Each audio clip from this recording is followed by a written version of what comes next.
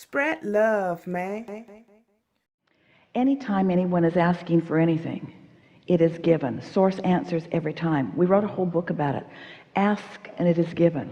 And the way we are explaining that to you is when you ask, you put it into the vortex, and then law of attraction and what you want to call God, source energy, responds to it. But the receiving of the blessing or the prayer or the result or the solution isn't about God withholding. It's about the recipient being in the receptive mode or not. And when you are in fear, you're not in the receptive mode. That's why sometimes it's very beneficial when someone who's all bound up and frightened over something can ask someone who's more removed from it to give it their attention, because you can offer a prayer of appreciation and you can ask for something. When you ask for something in a state of belief that it will be, it is. When you ask for something in a fear that it won't be, then it can't be. But it's not because God or source is holding out on you, it's that you're not letting it in. Welcome to your deep dive. Ever find yourself wishing and hoping for something you really, really want, like practically wearing out those prayer beads? Yeah. Well, today we're diving into Abraham Hicks's perspective on prayer and how we can actually position ourselves to receive what we're calling in. It's a fascinating approach, really goes way beyond just wishing and hoping. It gets into like the energy behind those requests and how that impacts what actually shows up in our lives. Okay, I'm intrigued. Let's unpack that a little bit. In one of the videos we watched, someone asked about different types of prayer, specifically adoration versus supplication. And they wondered, if splitting their prayer time like 50-50 between the two was effective. It's a question a lot of people struggle with, and it really highlights this important difference between these two approaches, right? You've got adoration, that focus on gratitude, appreciation. It's a very high vibration. Yeah.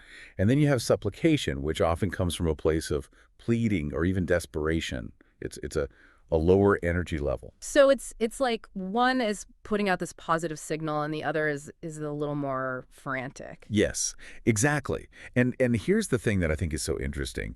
Abraham Hicks suggests that the universe, or source, is always answering every single request we put out there. Really? It's just that the answer may not always show up in the way we expect or in the way we think it should. Huh. That's so interesting. That makes me think about all those times when I'm so laser focused on a problem that I totally miss the solutions that are right there in front of me.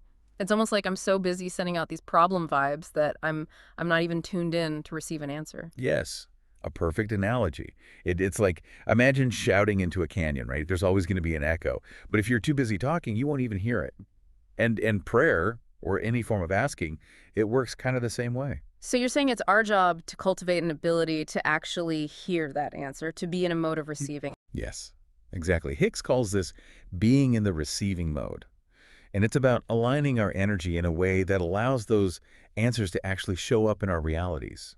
It's not just about asking, it's about being truly open to receiving. Okay, so that makes me wonder if we're constantly, worrying or stressing, feeling desperate about this thing that we're praying for, are we essentially blocking the very thing that we want?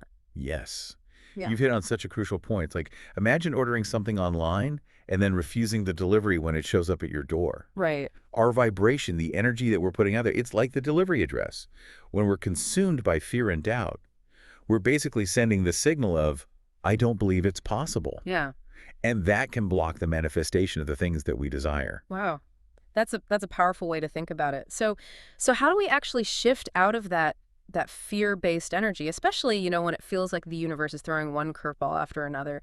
The video mentioned that appreciation plays a really key role here. It does. It really does. Abraham Hicks actually suggests that the most powerful kind of prayer, the kind that really aligns us with receiving, is rooted in genuine appreciation. So instead of like frantically waving our arms in the canyon yelling, "Hello, universe, are you listening?" We're kind of shifting gears and expressing gratitude for what we've already got. Yes, precisely. It's about creating that energetic space for the answer to show up, right? And not from this place of lack, but from this knowing that the universe is abundant. It's responsive. It's listening.